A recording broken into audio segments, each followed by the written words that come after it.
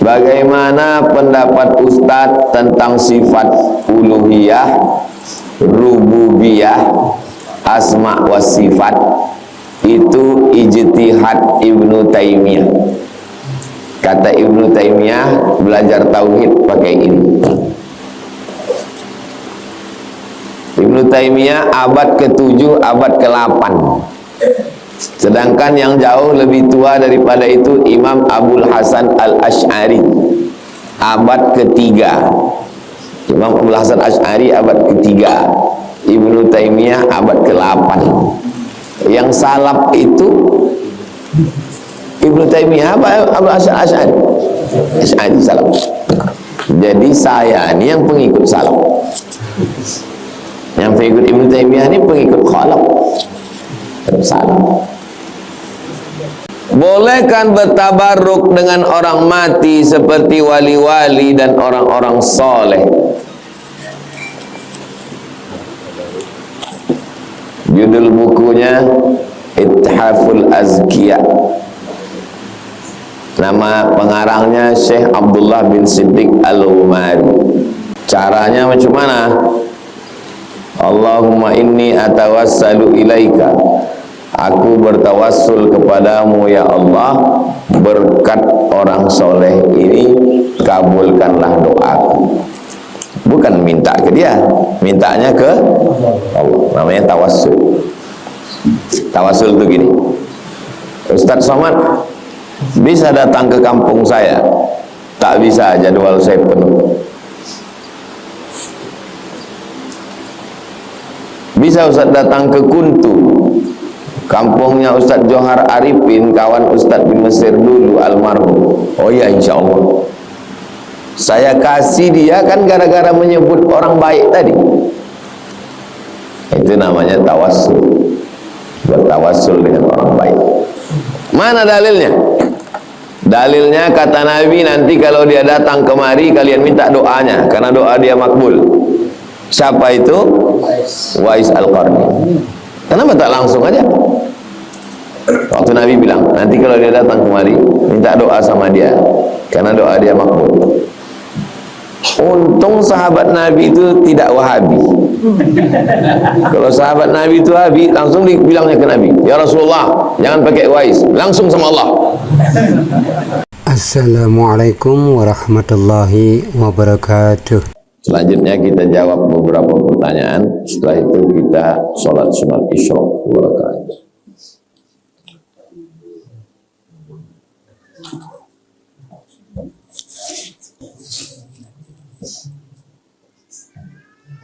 Kami dulu memilih mengangkat anak bayi baru lahir. Alhamdulillah anak itu sekarang sudah kelas 3 SD. Insya Allah dia naik kelas 4. Kami mau sunatkan dia. Ibu kandungnya tak Islam, tapi ketika umur 1 hari kami sudah azankan dia. Pertanyaan saya, bagaimana Islamnya anak yang diambil dari bayi? Anak yang diambil dari bayi hidup sama kita, belajar sholat sama kita, maka dia Islam. Sama macam anak bayi yang besar, maka tidak ada riwayat Abdullah bin Abbas syahadat ulang, tak ada. Tidak ada sahabat Nabi yang periode kedua yang ayahnya Islam. Abdullah bin Abbas syahadat tak ada. Abdullah bin Umar syahadat tak ada. Abdullah bin Amr bin As syahadat tak ada. Kenapa? Karena dia sudah Islam dari sejak kecil. Ma min mauludin illa yuladu 'alal fitrah. Setiap anak yang lahir itu lahir dalam keadaan fitrah. Jadi dia sebetulnya sudah Islam anak itu. Islam sudah. Semua anak-anak yang lahir itu Islam. Lalu kenapa diadakan acara syahadat ulang di masjid? Syahadat ulang di masjid untuk istihar, mengumumkan ke khalayak, supaya nanti kalau mati jenazahnya diurus umat Islam. Jangan sampai masuk Islam diam-diam di kamar, pas mati jenazahnya dikremasi, dibakar. Itu tujuannya. Adapun anak itu, maka dia sudah Islam. karena dia diambil dari bayi, maka dia sudah Islam. Dan anak bayi yang meninggal anak bayi, maka dia masuk surga. Itulah makna ayat wildanun mukhalladun, anak-anak bayi yang kekal abadi, maksudnya kekal dalam surga, membawakan makanan-makanan orang di surga. Kalau masuk Islam maknya, ayahnya, maka dia akan berjumpa di akhirat. Kalau kita punya anak angkat, tolong perhatikan 3. Yang pertama, jangan pakai bin ayah angkat. Ud'uhum li abaihim, pakailah bin ayah kandungnya, huwa aqsatu indallah, itu lebih adil. Jangan takut pakai nama ayah kandung. Kalaupun tak Islam, pakai nama ayah kandung. 2, kalau dia anak laki-laki, dia tidak mahram dengan ibu, maka ibu di rumah pakai jilbab, pakai baju panjang. Beda sama anak kandung. Rambut ibu boleh nampak, leher ibu boleh nampak, lengan ibu boleh nampak, betis ibu boleh nampak. Tapi kalau sama anak angkat, dia ajnabi orang lain. Tak boleh berdua-duaan. Kalau anak angkat itu perempuan, bapak tak mahram sama dia. Banyak kejadian anak angkat berubah jadi bini angkat. Jaga baik-baik. Yang ketiga, perhatikan tentang warisan. Banyak kejadian meninggal ayah angkat, harta diambil anak angkat semua. Kejadian sebaliknya, anak angkat yang mengurus orang tua angkat, pas meninggal dia tak dapat apa-apa karena warisan diambil saudara ayah angkat. Untuk menghindari kejadian ini, anak angkat waktu kita masih hidup kasih dia hibah, langsung kasih hibah. Aku takut nanti kalau aku mati kau tak dapat apa-apa, ini ku kasih kau duit, ini kendaraan, ini ruko, ini rumah. Jadi kalau kita mati, harta warisan kita dibagi tetap ke ahli waris, supaya kita tak zalim sama dia. Dia yang menjaga kita, dia yang menyuap kita, dia yang memandikan kita. Pas kita mati, dia tak dapat apa-apa. Atau sebaliknya, saking kan sayangnya kita ke dia, diambilnya semua, saudara kita pula tak dapat. Nah, jadi hati-hati tentang anak angkat. Prinsipnya, punya anak angkat baik. Saya punya mak angkat, ayah angkat. Lama saya tinggal. Bagaimana cara gadai menurut Islam? Minjam saya duit, kapan Ustaz bayar? Nanti ku bayar tanggal 1 Januari 2025. Itu namanya dain. Nanti 1 Januari 2025 ku bayar. Dain namanya, utang. Pinjam aku duit jamaah. Berapa Pak Ustaz? 100 juta. Kapan Ustaz bayar? 1 Januari 2025. Iyalah Ustaz, tapi aku kurang yakin sama Ustaz. Kalau Ustaz lain aku yakin, Ustaz politiknya aku agak kurang yakin. Jadi karena kau tak yakin, cumanalah kau mintalah surat tanah Ustaz yang kira-kira hanya harga 100 juta, supaya nanti 1 Januari kalau tak bayar itu jadi milik aku. Kau pegang surat tanahku ini. Surat tanahku ini harganya 100 juta. Nanti 1 Januari tak kubayar, ini jadi milik kau. Ini namanya rahan. Rahan namanya gadai. Dari bulan Oktober ini ke 1 Januari, ini punya siapa? Punya saya. Lalu kau tanam padi di atas tanah saya tadi. Hasilnya kau ambil riba. Kullu qardin jarra naf'an fahuwa riba. Rupanya di atas tanah tadi ada rumah. Karena surat kau yang megang, lalu kau sewakan rumah, kau ambil duitnya, riba. Dia baru jadi milikmu 1 Januari 2025 kalau aku tak sanggup menebus. Maka doakanlah supaya aku tak sanggup menebus.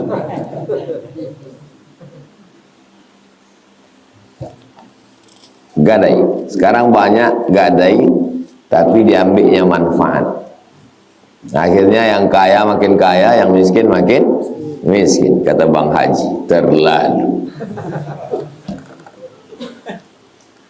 Apa boleh menyita barang orang yang berutang dengan nilai setara hutang yang berutang? Bukan boleh, wajib.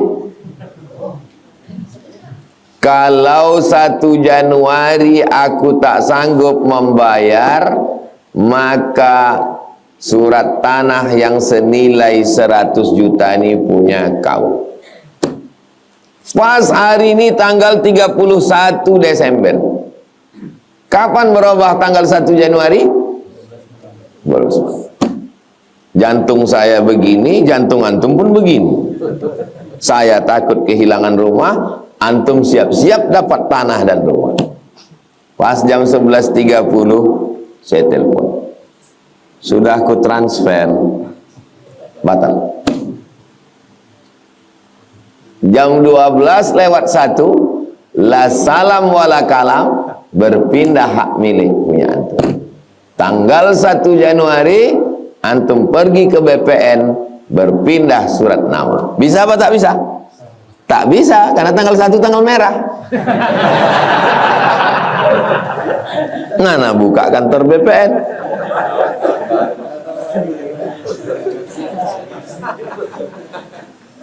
Makanya sebelum tanggal yang ditetapkan datang melapor. Aku belum bisa bayar. Tapi nanti kalau ada, ku bayar. Buat perjanjian baru. Akan ku tebus tanggal 1 Mei 2025. Bertambah 4 bulan lagi. Januari, Februari, Maret, April.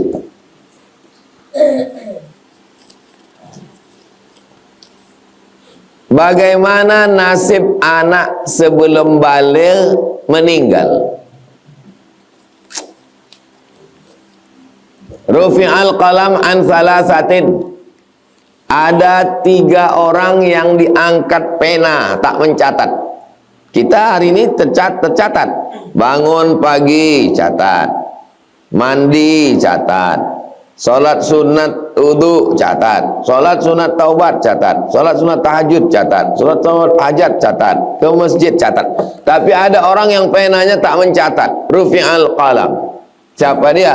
Anis sabiyyi hatta yahtalim. Anak kecil sampai akil baligh. Anak kecil tak berdosa.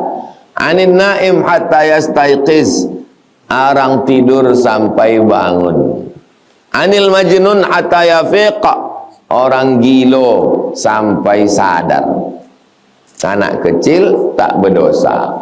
Meninggal sebelum akil baligh, maka dia masuk surga. Namanya di surga wildanum mukhalladun.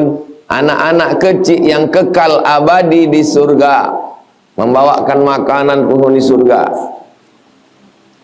Ketika nanti emak ayahnya disuruh masuk ke neraka karena berdosa, datang anak kecil itu menarik ujung kain ayahnya, ditariknya masuk ke surga. Itu namanya syafaat anak kecil. Udah saya tulis di blog. Tulis di blog Somat Moroko blogspot.com. Somat Moroko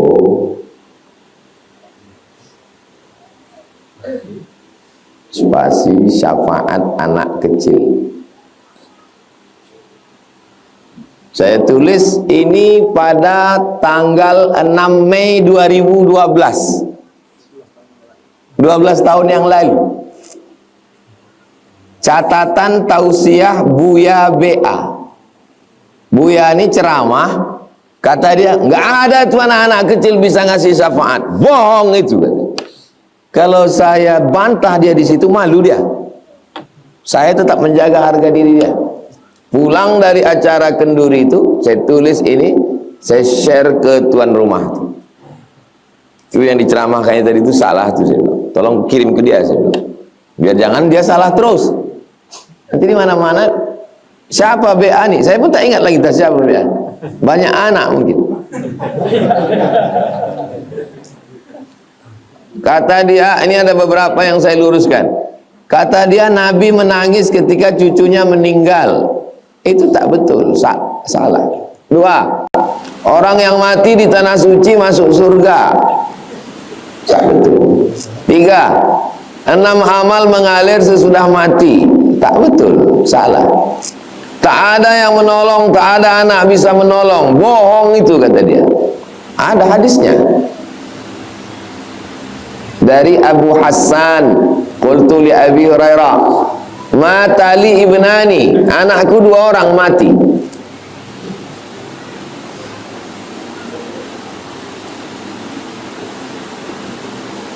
Maka itu menyebabkan engkau masuk surga. Hadis 1, hadis 2, hadis 3, hadis 4 hadis yang mengatakan bahwa orang yang kematian anak kecil, tadi share dulu 4 hadis, itu namanya syafaat anak kecil. Kata dia, tak ada itu kirim-kiriman amal. Banyak kali salah Ustaz ini. Jadi menyalah-nyalahkan orang ini memang orang dari dulu.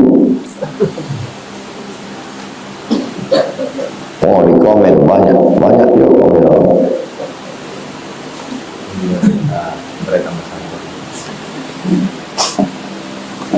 Dah saya luruskan dia.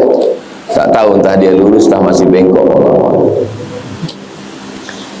Bolehkan bertabarruk dengan orang mati seperti wali-wali dan orang-orang soleh? Judul bukunya Ithaful Azkiya. Nama pengarangnya Syekh Abdullah bin Siddiq Al-Umari.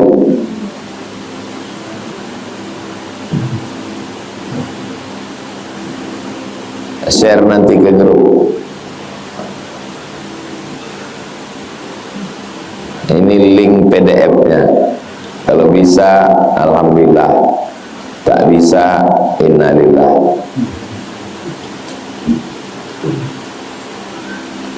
Al-Padino.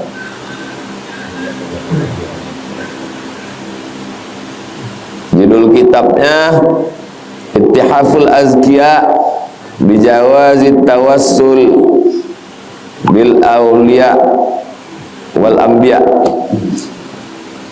Boleh bertawassul kepada para wali dan orang-orang soleh.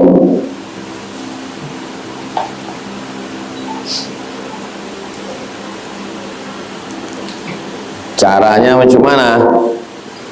Allahumma inni atawassalu ilaika, aku bertawassul kepadamu ya Allah, berkat orang soleh ini kabulkanlah doaku.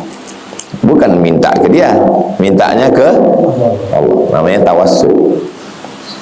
Tawassul itu gini, Ustaz Somad bisa datang ke kampung saya? Tak bisa, jadwal saya penuh. Bisa Ustaz datang ke Kuntu, kampungnya Ustaz Johar Arifin, kawan Ustaz bin Mesir dulu almarhum. Oh ya, insya Allah saya kasih dia, kan gara-gara menyebut orang baik tadi. Itu namanya tawassul. Bertawassul dengan orang baik. Mana dalilnya? Dalilnya kata Nabi, nanti kalau dia datang kemari kalian minta doanya, karena doa dia makbul. Siapa itu? Wais Al-Qarni. Kenapa tak langsung aja? Waktu Nabi bilang, nanti kalau dia datang kemari minta doa sama dia, karena doa dia makbul. Untung sahabat Nabi itu tidak Wahabi. Kalau sahabat Nabi itu Wahabi, langsung dibilangnya ke Nabi, ya Rasulullah, jangan pakai Wais, langsung sama Allah. Untung orang itu tak untung sahabat Nabi itu tak terkontaminasi. Tawassul. Nanti mintakan bedah buku kitab Ittihaful Azkiya tadi. Hari Ahad, hari libur, mintakan bedah buku khusus tawassul dengan wali. Mintakan Ustaz Al-Nob atau Ustaz Zul Ikram. Mintakan di anu. Yang menulisnya Syekh Abdullah bin Siddiq Al-Umari. Syekh Abdullah bin Siddiq Al-Umari punya adik namanya Abdul Aziz. Abdul Aziz ini punya anak namanya Syekh Abdul Mun'im yang mengkhatamkan Sahih Bukhari, Sahih Muslim. Itu paman Syekh Abdul Mun'im dari Maroko.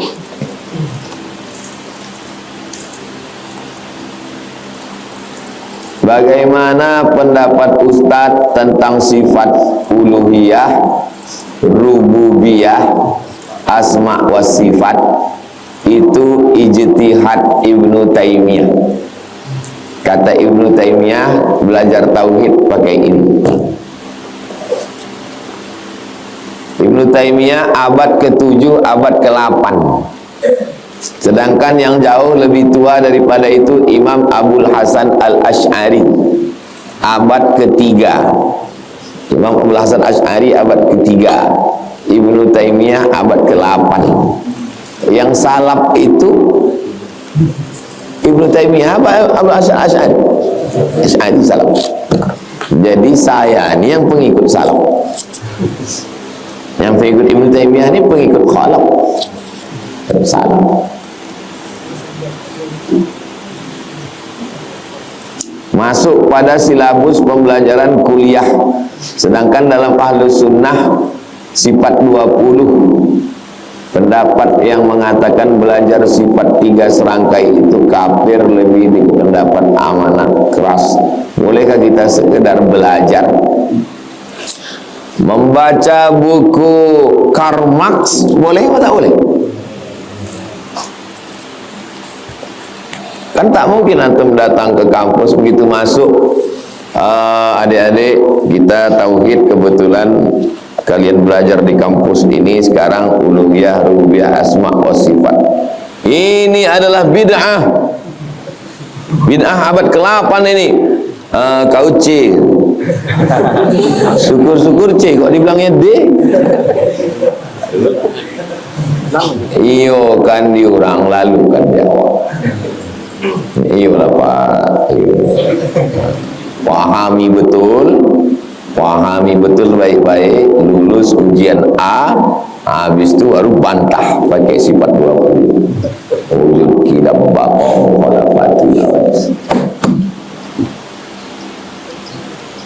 rububiyah, meyakini Tuhan Rabb, dia pencipta, dia penjaga, dia pemberi rezeki, tapi belum menjadikan dia sebagai Tuhan. Karena yang paling tinggi uluhiyah, rububiyah. Jadi kalau begitu Abu Lahab masuk surga. Karena Abu Lahab itu rububiyah. Disusun ulama mazhab Asy'ari, wujud qidam baqa. Kenapa cuma 20? Kalau ada nanti yang membantah, kenapa sifat itu cuma 20? Suruh dia sebutkan dari 1 sampai 20. Pas dia tak bisa, kau 20 aja tak apa. Apalagi kalau lebih 20. 20 itu bukan batasan. 20 itu adalah kriteria yang disusun ulama untuk membantah Tuhan-Tuhan. Sama macam KPU membuat kriteria yang boleh ikut pilkada. 20 itu sebagai paku. Siapa saja yang mengaku Tuhan akan tereliminasi dengan 20 pasal. Sekarang saya sebut. Kata artis, ada artis waktu dia sedang bersemedi malam-malam, berjumpa dia dengan Tuhan di langit. Tuhannya hitam, Mungkin belum kena skincare. Pertanyaannya, kalau dia belajar sifat 20, apakah itu bisa diterima sebagai Tuhan? Tidak. Kena pasal berapa? Hah? Wujud, ada dia wujud. Wujud, ada dia wujud. Dia kena pasal 4, mukhalafatul lil. Pejamkan mata, nampak dia hitam? Bukan. Mukhalafatul lil.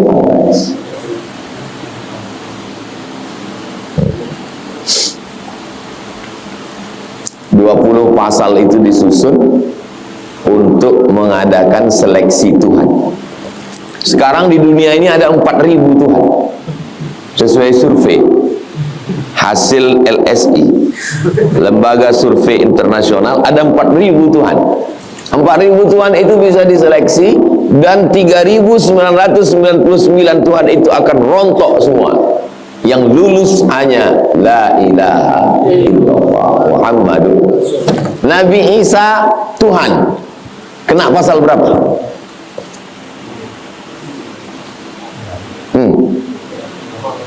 Berarti ini asma wa sifat semua ini. Nabi Isa Tuhan, kena pasal berapa? Qidam. Qidam tak berawal. Nabi Isa berawal, kena pasal 2. Pasal 3 baqa. Nabi Isa berakhir. Sedangkan baqa tidak berakhir. Pasal 4 mukhalafatu hadis, kena pasal 4. Pasal 5 qiyamuhu binafsi, dia dikandung Maryam. Jelas? Masak sifat 20 itu. Jangan setengah masak. Siapa ngajar sifat 20 sekarang di Pekanbaru? Minta satu masjid, jangan tabrakan dengan yang lain. Kalau di sini ada Bulughul Maram, di sini ada Riyadhus Shalihin, di sini ada Al Azkar, minta satu malam di Pekanbaru sifat 20, kitabnya Ad-Dasuqi ala Ummil Barahim. Tipis. Beli, baca kitab. Masak sifat 20. Ustaz Al-Nob atau Ustaz Zul Ikram atau Ustaz Nixon.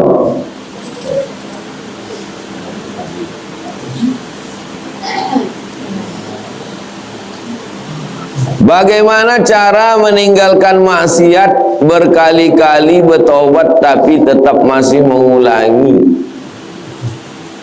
Ini pertanyaannya umum. Maksiatnya apa dulu?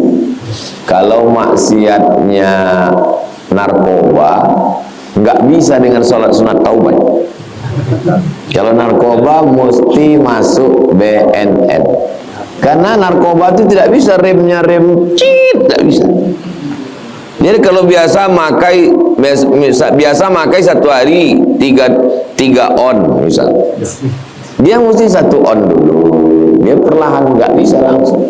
Dia mesti rehabilitasi. Apa dulu maksiatnya? Maksiatnya pacaran Pak Ustadz, bebini. Sudah bebini masih pacaran, poligami. Karena memang ada yang tak bisa, dia tak bisa satu. Dulu ada dosen saya di UIN, kalau pergi undangan kemana-mana digandeng ya dua-dua. Dosen saya dulu, nggak tahu masih ada atau tidak. Bini yang kedua itu, bini yang pertama itu yang mencarikan, dia yang meminangkan. Pasti tanya orang, kenapa ibu pinangkan? Daripada aku mati, katanya. Memang ada begitu. Itulah hebatnya ajaran Islam. Nah, jadi sebutkan dulu apa dosanya. Kalau tak kau sebutkan, saya tak tahu.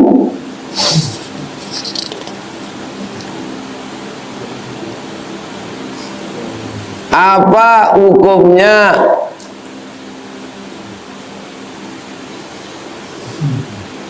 hukumnya kita sholat fardu melihat Al-Quran? Sholat sunat boleh. Dalilnya sahabat Nabi sholat nengok mushaf, makmumnya Aisyah. Boleh. Kalau sholat fardu tidak, hanya sholat sunnah.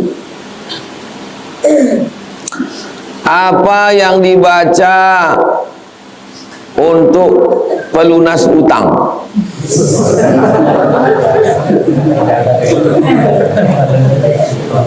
Datang sahabat Nabi mengadu, ya Rasulullah, aku dililit utang, kasih aku doa. Nabi kasih doanya, doanya ada dalam kitab Musnad Ahmad bin Hanbal 8. Allahumma inni a'udzubika minal hammi wal hazan wal ajzi wal kasal wal jubni wal bukhl wa dala'ad daini wa ghalabatir rijal. Tapi ini bukan mantra. Ini kalau dipahami orang jadi semangat kerja. Kalau dia kerja dapat duit, duitnya untuk bayar utang. Tengok yang 8. Allahumma inni a'udzubika minal hammi, susah hati, banyak keinginan, wal hazan, kesulitan, wal ajzi, lemah, wal kasal, malas, wal jubni, takut, wal bukhli, pelit, wa ghalabatid daini, dililit utang, wa qahrir rijal, dikuasai orang lain. 8 penyakit ini selamat, semangat bekerja, dapat duit, bisa bayar utang. Rasional? Rasional. Masuk akal. Bukan disuruh itu tertidur. Allahumma inni a'udzubika minal hammi wal hazan Allahumma inni a'udzubika minal hammi wal hazan wal ajzi. Datang orang menagih, kapan kau bayar? Allahumma inni a'udzubika.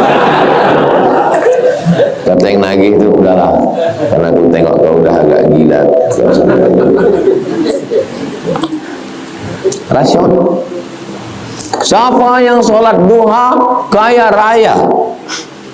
Apa maksudnya?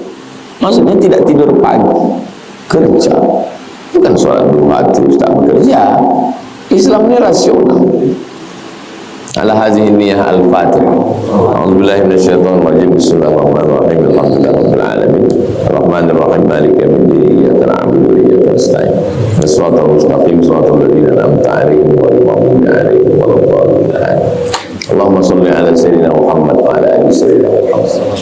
Ya Rabbi bil Mustafa balligh maqasidana wa ighfir lana ma madha ya wasi'al karam ya qadiyal hajat ya rafi'ad darajat ya man qad amran innama yaqulu lahu kun fayakun. Hasbunallahu wa ni'mal wakil, ni'mal maula wa ni'mal nasir, wa la hawla wa la quwwata illa billahil aliyyil azim. Wa sallallahu ala sayyidina Muhammad wa ala alihi wasallam walhamdulillahi rabbil alamin. Taqabbalallahu minkum wa minkum taqabbal. Terima kasih sudah menonton, mudah-mudahan Allah berikan umur yang barokah dan mati husnul khotimah. Jangan lupa subscribe, like, and share.